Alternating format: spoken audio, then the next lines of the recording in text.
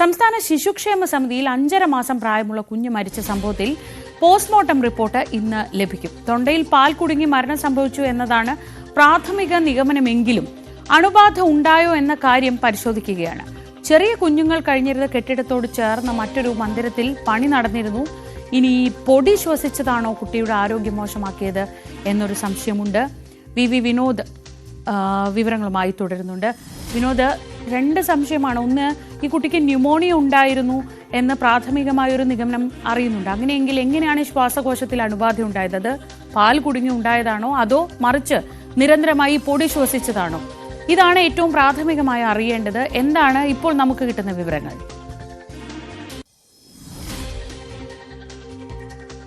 ശ്രീജ, അത്യന്തം ഗൗരവമുള്ളൊരു സംഭവം തന്നെയാണ് ശിശുക്ഷേമ സമിതിയിൽ നടക്കുന്നത്. കഴിഞ്ഞ മാസം 1.5 മാസം പ്രായമുള്ള കുഞ്ഞ് മരിക്കുന്നു.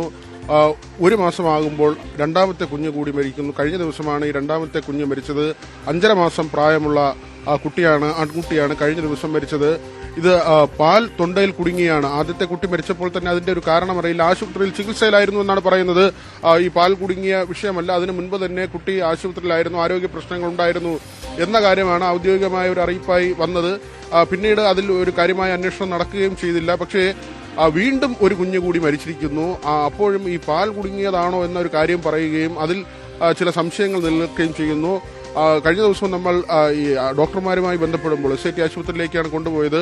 പോസ്റ്റ്മോർട്ടം റിപ്പോർട്ട് വന്നാൽ മാത്രമേ അക്കാര്യത്തിലൊരു സ്ഥിരീകരണം ഉണ്ടാകൂ എന്ന കാര്യം പറയുകയാണ്. മറ്റ് ചില സംശയങ്ങൾ കൂടിയുണ്ട്. സംശയമാണ് കാരണം ഈ ശിശുക്ഷേമ സമിതി ആ വളപ്പിനുള്ളിൽ ഒരു കെട്ടിടത്തിന്റെ നിർമ്മാണ പ്രവൃത്തി നടക്കുന്നുണ്ട്. ആ നിർമ്മാണ പ്രവൃത്തി നടക്കുന്നത് കൊണ്ട് തന്നെ 5 വയസ്സിന് മുകളിലുള്ള കുട്ടികൾ താമസിച്ചിരുന്ന ആ ബ്ലോക്കിലേക്ക് അതിൽ താഴെ പ്രായമുള്ള കുഞ്ഞുങ്ങളെ മാറ്റി ഈ 5 വയസ്സിന് മുകളിലുള്ള കുഞ്ഞുങ്ങളെ തൊട്ടടുത്ത് തന്നെ മറ്റൊരു സ്വകാര്യ കെട്ടിടത്തിലേക്ക് മാറ്റിയിട്ടുണ്ട്. അവിടെ വാടക കൊടുത്ത് ആ സ്വകാര്യ കെട്ടിടത്തിലേക്ക് ഇതിന് അടുത്തു തന്നെയുള്ള മറ്റൊരു കെട്ടിടത്തിലേക്ക് പണി കഴിയുന്നതുവരെ 5 വയസ്സിന് മുകളിലുള്ള കുട്ടികളെ മാറ്റിയിട്ടുണ്ട്. ഈ കൊച്ചു കുഞ്ഞുങ്ങളെല്ലാം നവജാത ശിശുക്കൾ ഉൾപ്പെടെയുള്ള കുട്ടികൾ കഴിയുന്ന കെട്ടിടത്തോട് ചേർന്ന കെട്ടിടത്തിലാണ് ഈ നിർമ്മാണ പ്രവൃത്തികൾ നടക്കുന്നത്. നിരന്തരമായി പൊടിശല്യം ഉണ്ടാകുന്നുവെന്ന് കരുതേണ്ടിയിരിക്കുന്നു. അങ്ങനെ ചില കാര്യങ്ങൾ പുറത്തു വരുന്നുണ്ട്. നിരന്തരമായി ഈ പൊടി ശ്വസിക്കുകയും ഇപ്പോഴത്തെ കാലാവസ്ഥ നമുക്കറിയാം, വളരെ ചൂട് കൂടിയ ഒരു കാലാവസ്ഥയാണ്. ചെറിയ കുട്ടികളാണ്. അതുകൊണ്ട് തന്നെ കൃത്യമായ ഒരു പരിചരണം ഇക്കാര്യത്തിൽ അവർക്കുണ്ടായോ, ശ്രദ്ധ ഉണ്ടായോ? ഇത് അങ്ങനെ പൊടി ശ്വസിച്ച് ഉള്ള ഒരു ഇൻഫെക്ഷനാണ്, അങ്ങനെയുള്ള ഒരു അണുബാധയാണെങ്കിൽ അത്യന്തം ഗുരുതരമായ കാര്യമാണ്. കാരണം അവിടെ നമുക്കറിയാവുന്നതാണ്, നേരത്തെ ഈ കുട്ടികളെ ഉപദ്രവിച്ചതിന്റെ പേരിലൊക്കെ അവിടുത്തെ ആയമാരെ പിരിച്ചുവിടുകയും പോലീസ് അറസ്റ്റ് ചെയ്യുകയും കേസെടുക്കുകയും ഒക്കെ ചെയ്ത സാഹചര്യം ഉണ്ടായിട്ടുള്ള ഒരു ഇടമാണ്.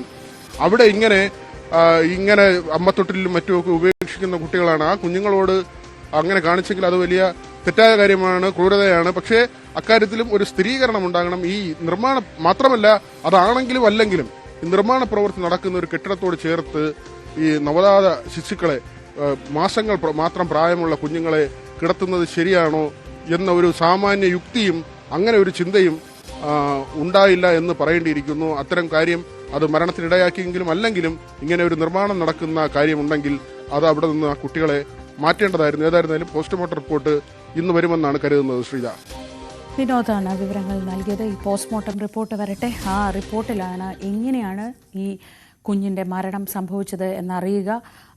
കാര്യമായ എന്തെങ്കിലും കുഴപ്പം ശിശുക്ഷേമ സമിതിയിൽ കുഞ്ഞുങ്ങളുടെ പരിചരണത്തിൽ ഉണ്ടായിട്ടുണ്ടോ എന്നതാണ് ഇനി അറിയേണ്ടത്.